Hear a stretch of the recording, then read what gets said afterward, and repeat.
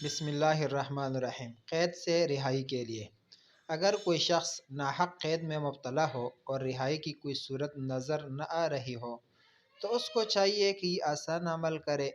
انشاءاللہ تعالی بہت جلد غیب سے رہائی کی صورت پیدا ہو جائے گی۔